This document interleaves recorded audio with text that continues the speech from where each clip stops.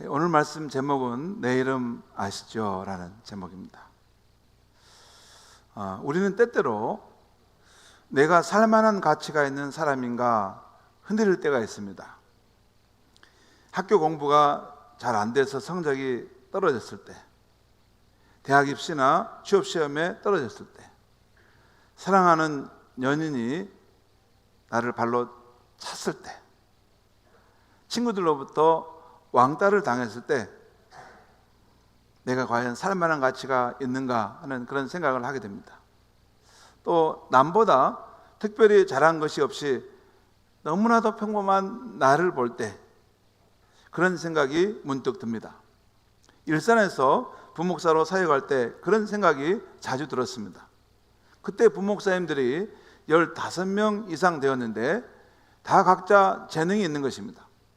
찬양을 잘하거나 설교를 잘하거나 유머가 있거나 사교성이 있거나 학벌이 좋거나 그런 것입니다.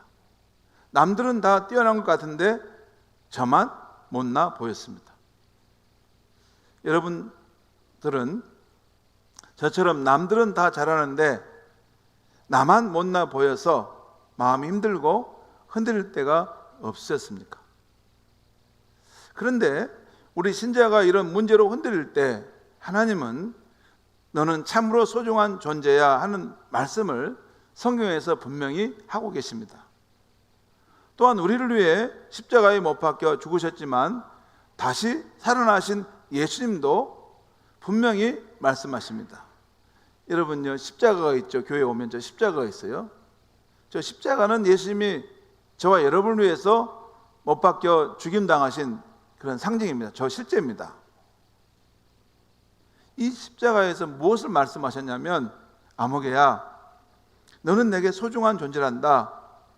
널 구원하기 위해서 나는 내 생명을 십자가에서 내어주어서 이 세상에 구원할 사람이 또 한 사람이었어도 나는 그렇게 했단다. 그만큼 너는 내게 소중한 존재야. 그것이 저 십자가의 의미입니다. 고려대 생명과학대학 명예교수인 강병화 교수는 17년간 전국의 산과 들을 다니며 야생 들풀을 채집했습니다. 그 결과 4,500여 종의 들풀 씨앗을 수집했고 1991년에 야생식물 종자은행을 설립하는 큰 일을 했습니다. 거기 보면 들풀, 그런 들풀들이 있죠. 제가 지난주 동천의 그 길을 따라가다가 찍은 들풀입니다. 저 들풀인데 저 가을에 피는 구절초 아마 비슷한 것 같아요. 작은 들풀이죠. 또 저 나팔꽃도 있습니다. 저는 나팔꽃이 들에 이렇게 지천에 피어 있는 것을 제가 봤어요. 근데 이 강병화 교수님이란 분이 저런 우리 산하에 흩어져 있는 들풀들을 다 채집하고 연구한 겁니다. 그리고 이런 야생식물 종자은행을 설립하게 되었는데 이것을 귀하게 봐서 우리 언론사에서 그분을 취재하러 온 것입니다. 그런데 그 인터뷰 끝에 이 교수님이 이런 말을 하는 것이었어요. 17년간 전국을 돌아다니며 제가 경험한 바에 따르면 이 세상에 잡초는 존재하지 않습니다. 밀밭에 벼가 나면 그게 바로 잡초고 보리밭에 밀이 나면 바로 그것도 잡초가 됩니다. 산삼이라고 해도 엉뚱한 데 나면 잡초가 되는 것이죠. 잡초란 단지 뿌리를 내린 곳이 다를 뿐입니다. 들에서 자라는 모든 풀은 다 아름답고 또 이름이 있고 생명이 있습니다. 산과 들에서 마주친 풀을 볼 때 여러분, 내가 그 풀을 잘 모른다고 무가치한 풀이 아니라는 것입니다.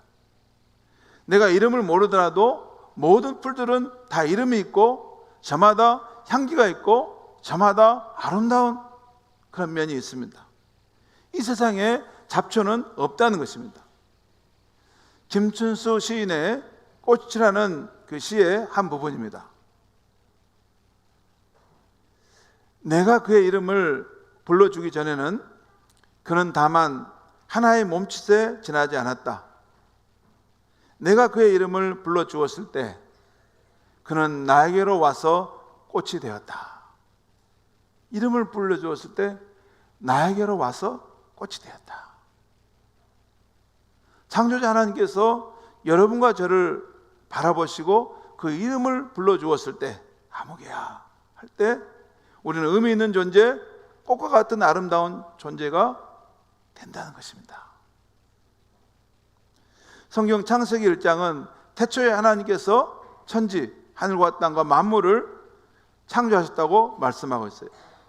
그리고 창세기 2장은 하나님이 땅의 흙으로 사람을 이게 손으로 예술가가 빚듯이 그렇게 빚어 만드시고 그 코에 생기를 불어넣어 사람이 되게 하셨다라고 말씀합니다. 그러니까 사람은 그 땅의 흙으로 이렇게 우리 몸의 형상이 지음받았다는 것이죠. 그래서 질그릇 같은 그런 면이 있어요. 질그릇은 오래 쓰면 이게 낡아져가지 않습니까? 근데 그 코에 생기를 불어넣었다는 것은 하나님의 숨결, 하나님의 영을 우리에게 불어넣었다는 것이에요.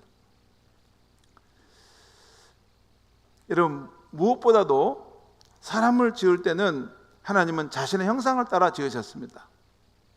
아빠를 닮은 자식들 볼 때 있죠. 아빠를 쏙 닮은 자식 볼 때 우리 뭐라 그래요? 야, 붕어빵이다 그러잖아요. 야, 붕어빵이다. 어쩌면 이렇게 쏙 빼 닮은 모습이 있잖아요. 이처럼 하나님은 자신의 형상을 닮은 모습으로 나를 낳으시고 창조하셨다는 것입니다. 오늘 읽은 시편 139편을 쓴 다윗도 하나님께서 나를 지으셨다고 합니다. 내 안에 내장을 지으시고라고 했는데 이 말의 본뜻은 우리 몸 안에 있는 이런 장기를 하나님이 다 이것을 빚어 만드셨다는 거죠. 그리고 엄마의 뱃속에서 있을 때부터 나를 하나님이 이게 시줄과 날줄로 옷감을 짜듯이 나의 조직을 만드셨다는 거예요. 그리고 하나님이 지으신 나의 모습을 보면 참으로 기묘하고 놀랍다는 것입니다. 기이하다. 여러분, 옆 사람 얼굴 한번 봐보시랍니까? 옆 사람 얼굴 보면 정말 놀랍지 않습니까? 별로 감동이 없는 표정을 짓고 있어요. 여러분, 그런데 여기 나를 지으심이 심히 기묘합니다. 이 말은 이 영어성에 보면 기묘하다는 말은 원더풀이라는 말. 원더풀은 와 이런 표현입니다. 와 놀랍다는 거예요. 그리고 개역 한글 성경은 이것을 신묘막측하다라고 번역했어요. 신묘막측. 저 말이 여러분 요즘 잘 안 쓰는 말인데 이전에 개역 성경은 저걸 신묘막측하심이라고 했어요.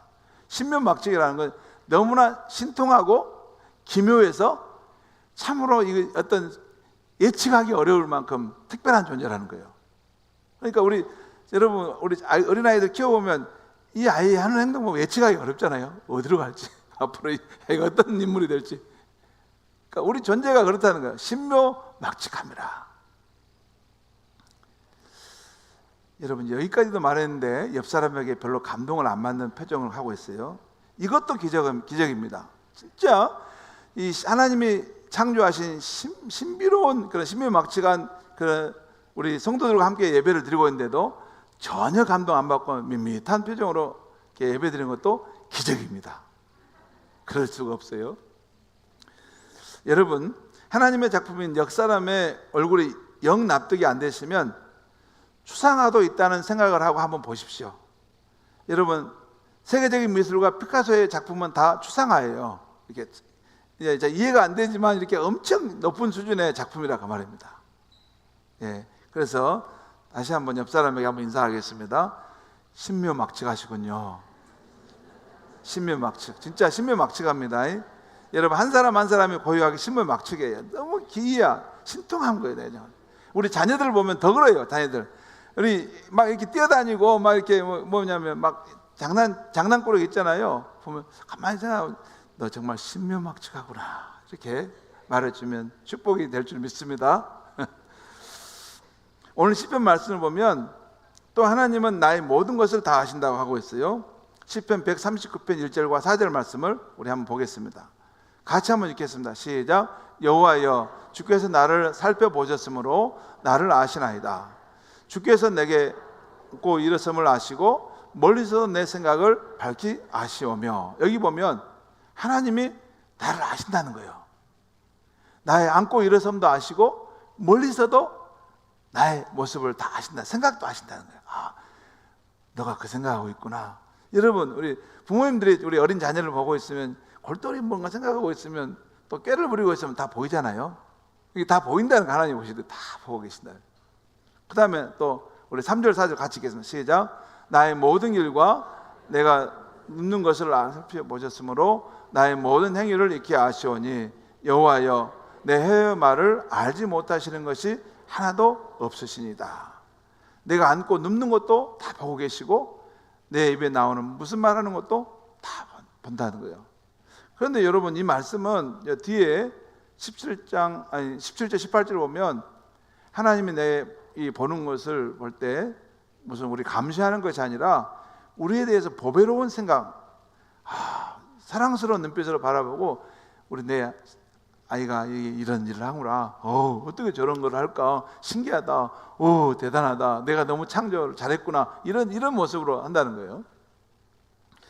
이렇게 하나님은 나의 모든 것을 다 알고 계신다는 거. 그 다음에 또 하나님은 나와 함께 동행하시기도 한다는 거예요. 이것은 7절에 10절 말씀인데 다시 한번 같이 읽겠습니다. 시작. 내가 주의 영을 떠나 어디로 가며 주의 앞에서 어디로 피하리까? 내가 하늘에 올라갈지라도 거기 계시며 수월에 내 자리를 펼지라도 거기 계시니이다.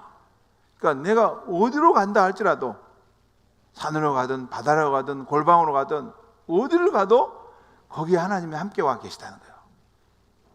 하늘로 가도 저 깊은 땅속으로 갈지라도 그곳에서도 하나님이 계시다. 혹시 여러분이 산길을 거니다가 여러분 길을 잃었으면 혼자 있는 그곳에서도 하나님이 그곳에 계시다는 거 알고 엎드려 기도하시기 바랍니다. 하나님이 도와주실 거예요.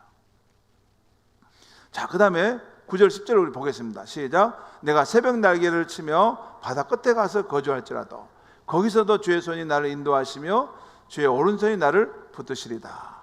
그러니까 내가 바다 끝에 가는 곳에 어디에 가 있다 하더라도 거기서도 주님이 나를 인도하신다는 거예요. 그리고 주님의 손으로 나를 붙들어 주신다는 거예요. 이게 붙든다는 건 도와준다는 거예요. 여러분, 이렇게 하나님은 나에 대해서 생각을 많이 하시고 어디서나 나와 함께 하십니다. 하나님은 왜 그렇게 하실까요? 하나님 왜 그렇게 하시죠? 나의 모든 것을 보시고 생각을 많이 하시고 또 어디서나 나와 함께 하시고자 한다는 거예요. 왜 그럴까요?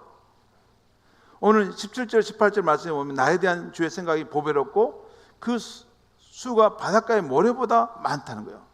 늘 나를 생각하신다는 거예요. 왜 그럽니까? 그 이유는 여러분과 저를 정성을 다해 창조하신 분이시고 여러분과 제 생명을 낳아주신 분이기 때문입니다.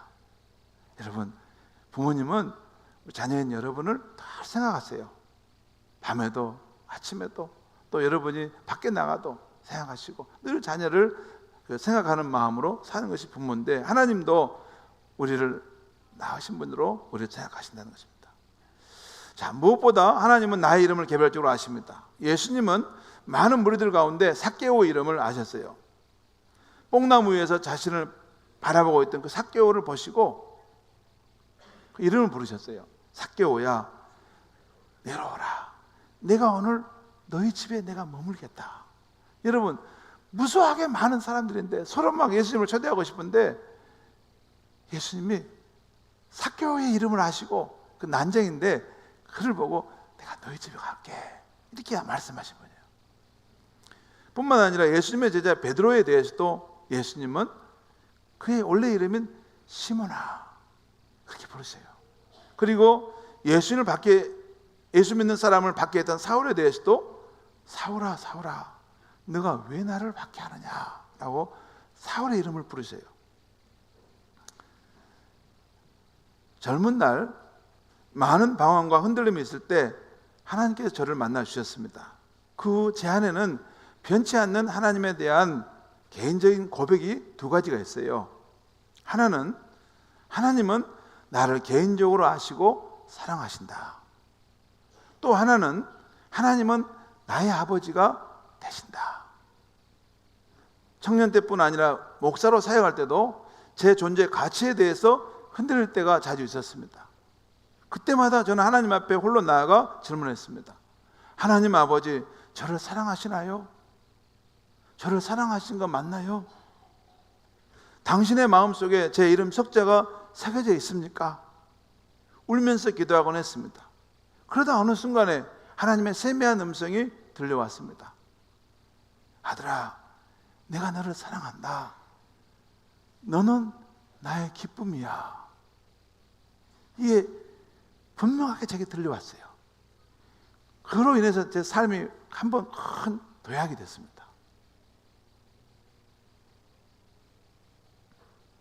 성도 여러분, 여러분이 지금 믿고 계신 하나님은 어떤 분이십니까?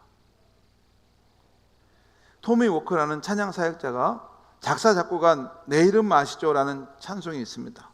이 찬양을 듣고 전 세계에서 보내준 치유와 회복의 간증을 모아서 이분이 이런 책을 냈어요. 내 이름 아시죠? He knows my name.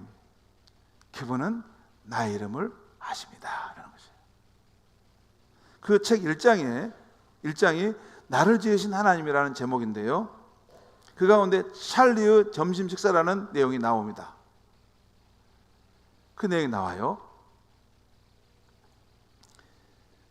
찰리는 태어날 때부터 심장에 큰 구멍이 2개나 나 있고 혈관의 위치가 서로 바뀌어져 있는 그런 상태로 태어났습니다.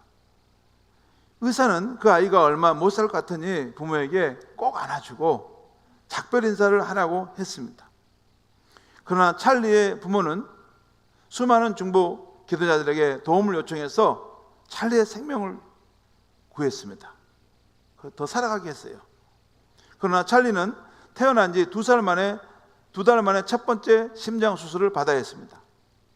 그리고 3살 때도 수술을 2번이나 받았고 그 후에는 3차례나 수술을 받았습니다. 수없이 병원을 드나들며 치료한 결과 찰리는 힘들었지만 비교적 건강하게 자라났습니다. 그런데 13살 되던 어느 날 강아지와 함께 뛰어놀다가 넘어지는 바람에 심장 박동에 이상이 생기게 된 것입니다. 그리고 병원으로 옮겨진 후 그 충격으로 15분 만에 하늘나라로 떠나갔습니다. 그때 가족들의 충격은 너무나 컸습니다. 밀려오는 슬픔과 고통으로 숨조차 쉴 수가 없었습니다. 찰리의 장례식장에서 부른 찬양이 바로 토미 워커가 쓴 나를 지으신 주님이라는 찬양이었습니다. 그 가사는 이렇습니다. 나를 지으신 주님, 내 안에 계셔. 처음부터 내 삶은 그의 손에 있었지요. 내 이름 아시죠? 내 모든 생각도 아시죠? 내 흐르는 눈물 그가 닦아주셨죠. 그는 내 아버지, 난 그의 소유. 내가 어딜 가든지 날 떠나지 않으시죠. 내 이름 아시죠? 내 모든 생각도 아시죠. 아바라 부를 때 그가 들으시죠. 이런 간단하지만 깊은 복음적인 찬양입니다.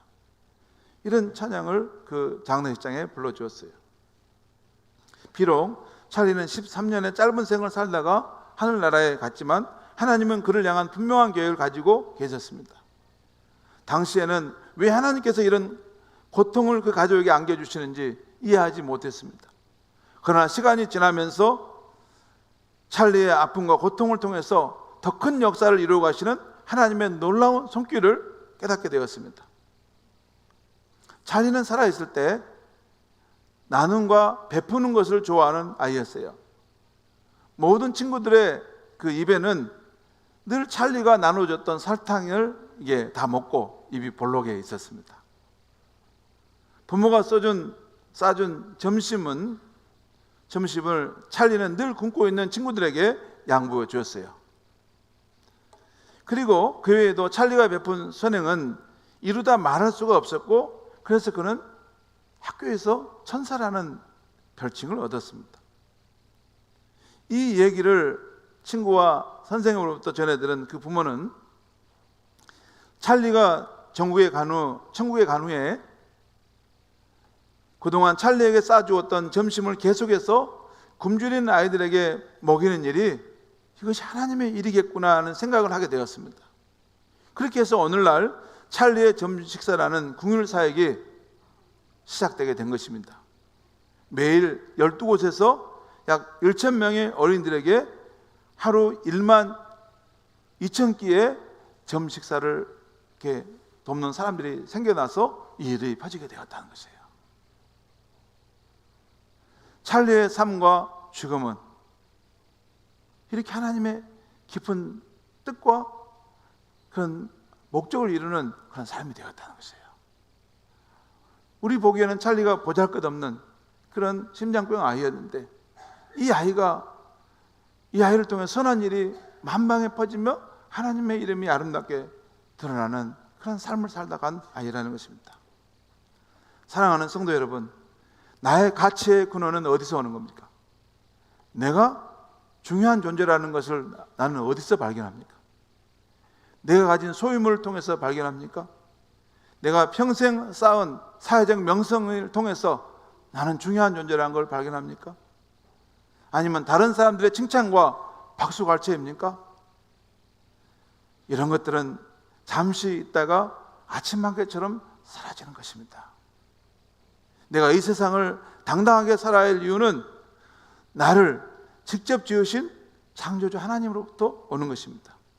창조주 하나님은 연약한 내 이름을 아십니다. 그리고 나를 사랑하셔서 하나밖에 없는 독생자까지 그 생명을 아낌없이 주셨습니다.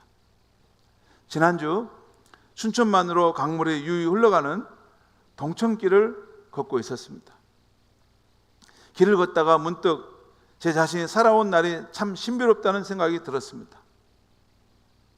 성경은 말씀하기를 하나님께서 영원 전부터 나를 선택하셔서 이 세상에 태어나게 하셨고 내가 예수 믿고 하나님의 사랑받는 자녀가 되게 하셨다는 것입니다. 어떻게 나 같은 사람이 이렇게 하나님의 영원 전부터 사랑받는 자로 택해 주시고 이 세상에 생명을 얻어 살게 하시며 또 때가 돼서 예수를 믿고 하나님의 자녀가 되게 하셨을까? 이것이 너무나 신비로운 것입니다. 아마 여러분도 마찬가지일 것입니다. 사랑하는 성도 여러분, 어떤 상황을 만나더라도 나는 그 누구와도 비교될 수 없는 하나님 앞에 특별한 존재라는 생각을 잊지 마시기 바랍니다. 세상이 모두 다 나를 몰라주어도 창조자 하나님은, 만유해 주신 하나님은 내 이름을 아시고 흔들릴 때마다 연약한 나를 부르신다는 것을 기억하시기 바랍니다. 내가 어디를 가든지 나를 떠나지 않으시는 분, 그분이 저와 여러분의 하나님입니다. 이 좋으신 하나님을 의지하여 어디서나 당당하게 힘있게 살아가는 저와 여러분이 되길 바랍니다. 기도하겠습니다. 하나님 아버지, 오늘 이 아침에 우리가 사는 세상은 늘 비교하여 사람을 평가하는데 하나님은 나 한 사람을 사랑하시고 나 한 사람을 특별한 존재로 창조하실 뿐만 아니라 나를 구원하기 위해서 그 독생자까지 아낌없이 십자가에 피 흘려 죽게 하셨다는 것을 알게 하시니 감사합니다. 하나님 아버지, 내가 살아가야 될 이유, 내 존재 가치를 나를 사랑하시는 그 하나님 아버지의 그 뜨거운 사랑 안에 두게 하여 주시옵소서. 그 사랑의 능력으로 하나님이 나를 존귀한 존재로 여기는 것을 생각하면서 어디서나 내 삶에 소망이 넘치고 기쁨 가운데 살아가는 우리의 삶이 되게 하여 주시옵소서. 예수님의 이름으로 기도합니다. 아멘.